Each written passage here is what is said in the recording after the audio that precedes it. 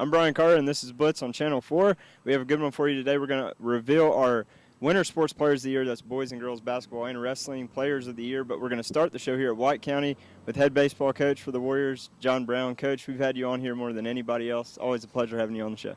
I appreciate it. Now, Coach, you're off to, you've had a couple hiccups here with a couple losses back-to-back to Dawson. Tough losses for you, region contest. But overall, a pretty solid start for you guys, as always. Where do you feel your team is now relative to where you'd like for you guys to be this early in the season? Well, I'm pretty happy with the guys are playing right now. I'm excited about the way they're going about the game. They're enthusiastic. That's an important part for me. Hoping to be better than we are right this second. Some good teams in the region, so we gotta win some ball games to stay up there, so we're gonna be in the top four, so we can get in that playoff later on. Well, you definitely have what it takes to make a winning team. Any coach in your position would be very pleased and excited to be able to say that you get to bring back your ace pitcher, talking about Spencer Adams, and then your number one hitter who led your, in most categories offensively last year, in Brett Westmoreland. Talk about the opportunity to be able to bring those guys back for this year. Well, we're excited about having Brett and Spencer. Spencer's having a little arm problems right now, but we're excited about having him back whenever he gets back, and we need him back, and sooner the better. And of course, Brett,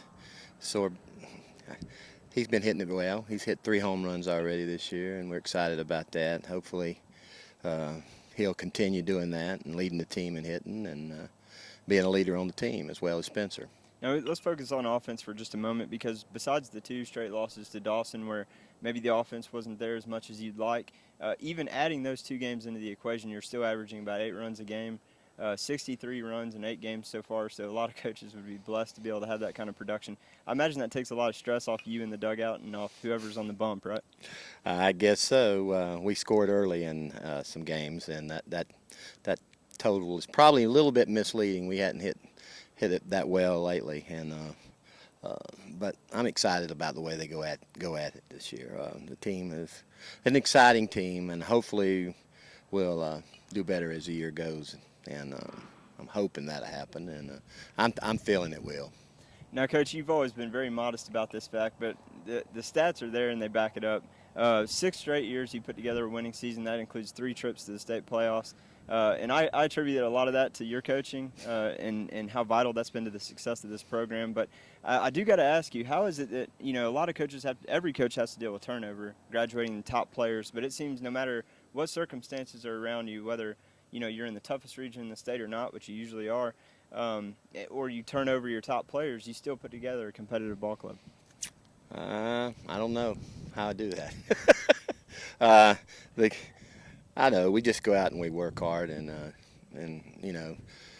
I tell the kids to do the very best they can. I love the kids. I'm excited still about coaching young people at my age, and I enjoy it, and I try to get them to play the way I've always coached them to play, and that's to play with a lot of enthusiasm, a lot of spirit, and to play together. And that's what I tried to instill here at White County, and hopefully that'll show this year too. It's working.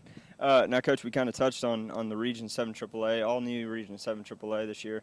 A lot of teams that you're familiar with already from playing in years past. Some of them you were already in the region with, but got to talk a little about the format of the schedule too, the way it pans out, where you play the back-to-back games against each region opponent, home and away. As example, you just did that with Dawson County, away and then home. Your feelings on this tough region and the way the schedule's lined up? Well, I think it's interesting the way the schedule is going this year. This first time I ever did it.